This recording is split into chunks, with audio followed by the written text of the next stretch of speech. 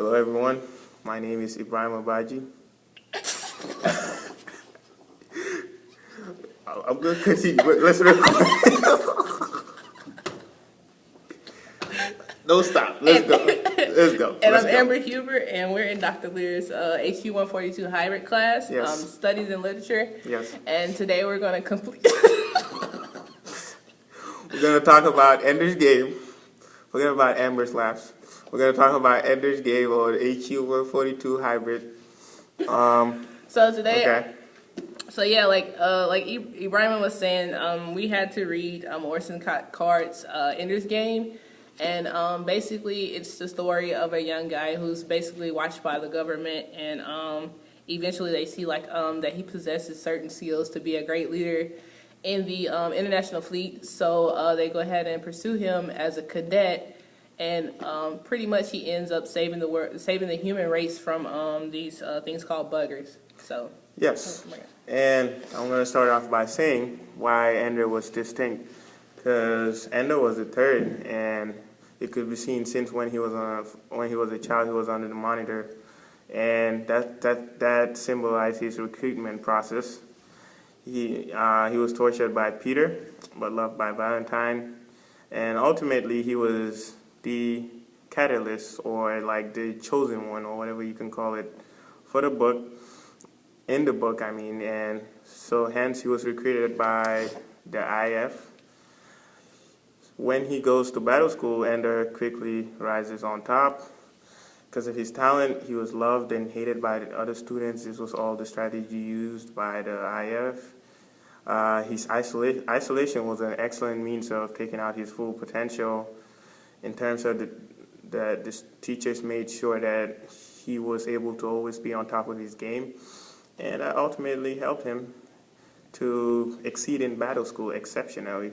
So, yeah. Yeah, like the whole isolation that he had to go through. I mean, I can understand that, being a child, you go to a different environment from home, and, usually being around friends and stuff, he's actually isolated away from them because they want to, just focus mainly on him and make him the great leader that he actually becomes later on in the book, between Groff isolating him and going on to be trained by Commander Mazer Rockham. Yeah. He really, took the extra step of specifically looking at Ender and getting him ready to save the human race. So throughout the book, we see that Ender he's able to his ability to adapt to different situations and circumstances shows that he's not better than, but he over exceeds the expectations that the commanders expect of him, and he also stands out from the other kids. Therefore, Ender goes on to beat some of the games that the kids, or he progresses further than they are, showing that, he was really a smart kid. So. Yeah. And, okay, I'll add to that. We also talk about the military paradigms that we used in the book and how they were similar to what we see now in present days. Because Ender goes through a recruitment process. And this is similar to this that we see in modern day military systems, where soldiers who are seen as top perspectives will go through this recruitment process, be it background checks, being obstacles that they go through that we could see in this book. And so, yeah, Ender went through these challenges, like basic training in today's military. He turns out to become a great cadet.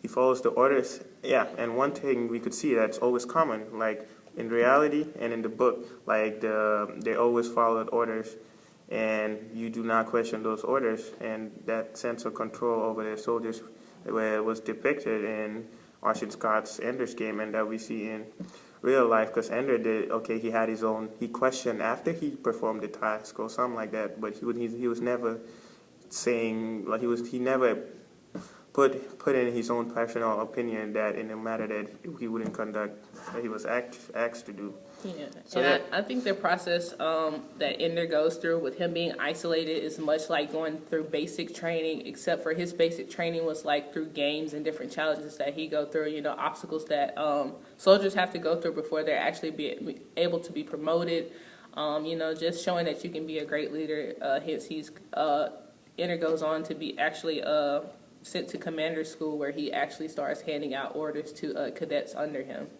Yeah. So. And now, chapter 15, the Speaker of the Dead. Valentine comes to Ender. We know that story, and he's like, "All right, let's go colonize, blah blah blah. You know, human race."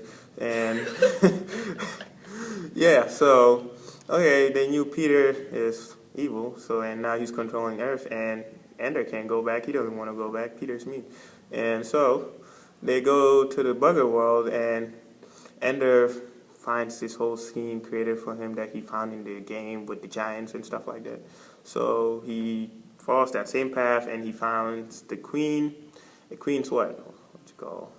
Is it Papa or something? Yeah. So basically, Ender's younger sister Valentine wants him to go to the bugger world, as Ebrima was saying, and basically just to search, what was there, and try to repopulate it, I guess. Ender goes on to find the queen's pupa for a bugger, and a scene set up basically just revealing from a bugger's point of view, on the war, how it all went down, and how the buggers, they didn't know that humans, were thinking beings, so they after they found out about the war, they didn't want to attack back, after they figure out what humans were capable of. And then Ender actually goes on to write a book after his findings, specifying, from the bugger's point of view, what all happened, and just telling their history, and then the difference between the two races. And he's known as the Speaker for the Dead in chapter 15. And then this book also goes on to become the religion on Earth, and then for the colonies as well. And basically at the end of the book, Ender and Valentine take kind of like this vow that they were going to go on a quest, basically searching for new spots or new colonies to put buggers and start bugger civilization, really. Yep, and that's basically it. We all know the ending, how it turned out. So that's the end of our discussion. Thank you for your time. Night. Stop.